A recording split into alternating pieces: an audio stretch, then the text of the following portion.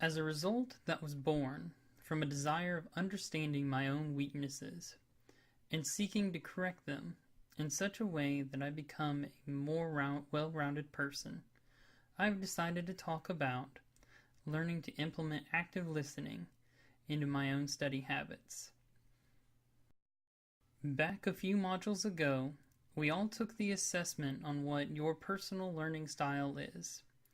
At that time, I had confirmed for me that while I was highly visual, I had a weakness in learning through listening.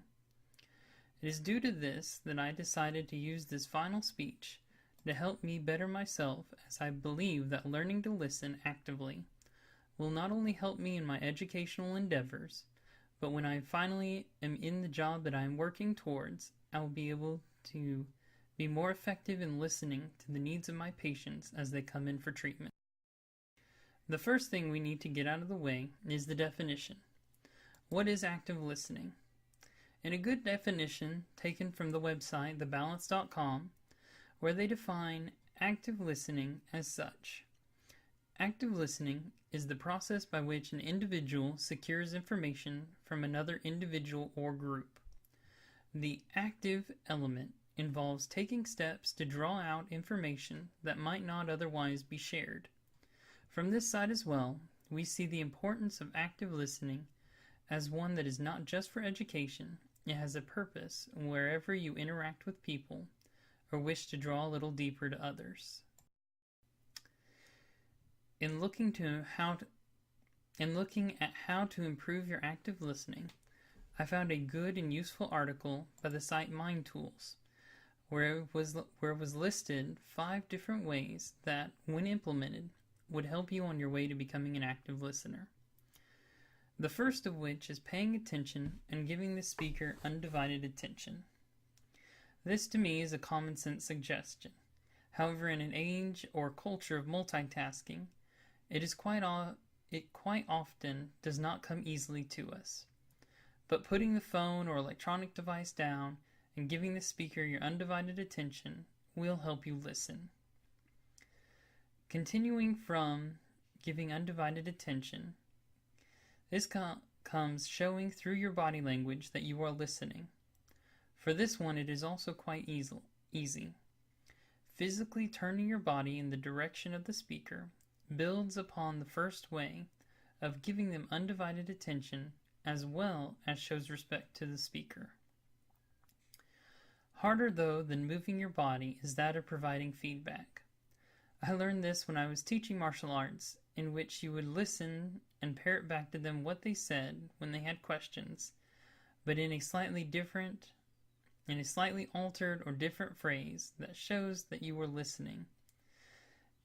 I found this method also to be greatly useful when working retail and trying to figure out exactly what the customers were asking and looking for. Following feedback, we have the idea of deferring judgment. In the case of active listening, this means to not interrupt them with questions, that is, the presenter, but to let them finish, and after they've said their piece, to ask questions at the appropriate time. And when that time comes is the final way, that is, responding appropriately and honestly in the matter of what is being discussed. By being an active participant in the discussion after the presentation, you are able to show the depth of your active listening to all those around you. From the website Forbes.com, I found an additional few ways that you can effectively listen to the presenter at the time. These also include maintaining eye contact with the speaker, showing them that you are giving them your attention. A method that I found helpful as a visual learner was listening to the words being spoken and trying to picture what the speaker is trying to get across to the audience. The final point that I found was that of asking questions for the single purpose of ensuring understanding. These clarifying questions are very helpful for those in the audience. It can clear things up in such a way that even though everyone has a different way of thinking, you are still able to get the same points across to all those in attendance. In conclusion, As I learn to implement these techniques in my life, I should find that I will be able to improve my ability to not just communicate with people, but to connect with them on a deeper, more intimate level. The bonds that will form from either professional or personal contacts will lead to a deeper understanding between all in the audience, and for you yourself, as you are able to not just know what is being said, but to be able to fully understand it.